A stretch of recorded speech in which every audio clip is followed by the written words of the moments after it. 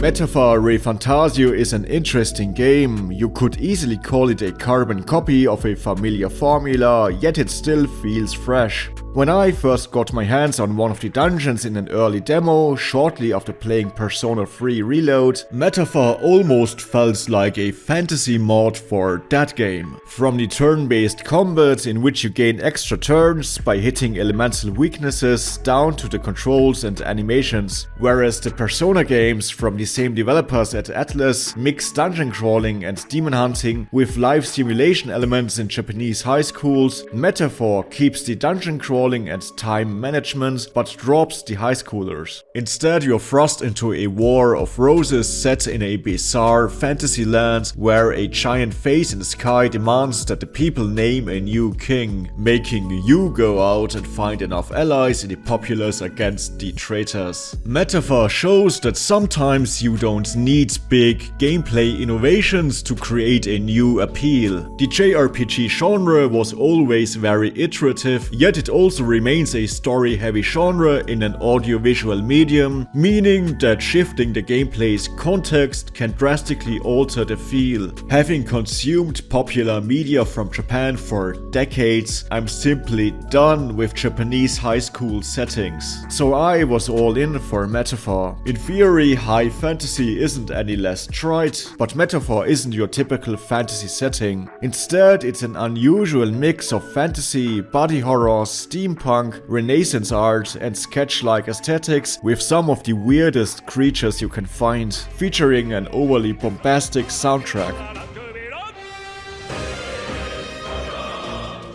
There's also an enigmatic story hook in which the protagonist keeps reading about our real-world political systems and how to get there. But to be fair, while it's refreshing, it also isn't easy on the eye. For example, the UI wants to be as playful as in Persona, but it's not nearly as clean or clear to read. It takes time to make sense of the visuals, especially early on, as the game bombards you with tutorial boxes layered over other visual elements. The horror aspects which come from deformed humans that invade this fantasy anime land also look rather crude compared to other Atlus games like Catherine.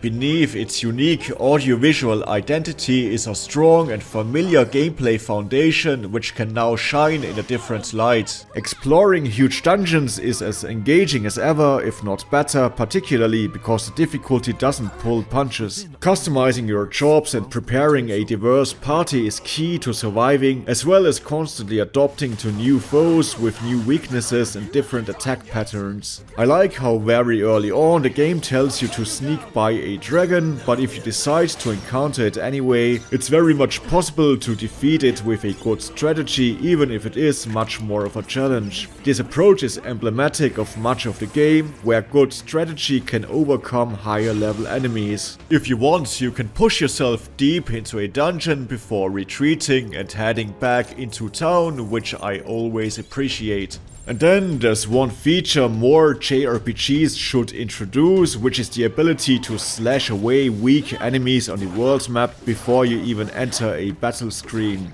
Additionally, there's a Persona-like timer on all your quests, and each activity or side story advances the clock, as well as traveling to different places. The time management doesn't suit the setting as naturally as a school semester in Persona, but still makes for a decent amount of urgency, at least early on. Time marches on, and the age of a new king draws nearer. Now, for all the goodwill, I still have one major gripe with Metaphor. At around 60 to 80 hours, it's simply too big. No gaming campaign needs to last as long as 10 TV show seasons. Not to mention that after a while, it undermines the timer mechanic. Metaphor lets you off the hook sooner than Persona, but it still contains artificial roadblocks that prevent you from continuing the story until a specific date. And because the calendar is so big and the game is so long, it's simply too easy to achieve most of your tasks and then still have waiting time left in which you have to tread water.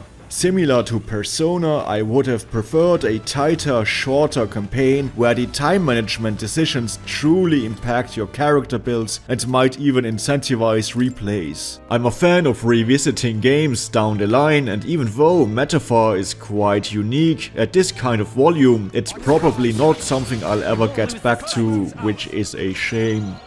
To the rear, I'll use what I must. Critical hit. I shall fight. Stepping back. No holding.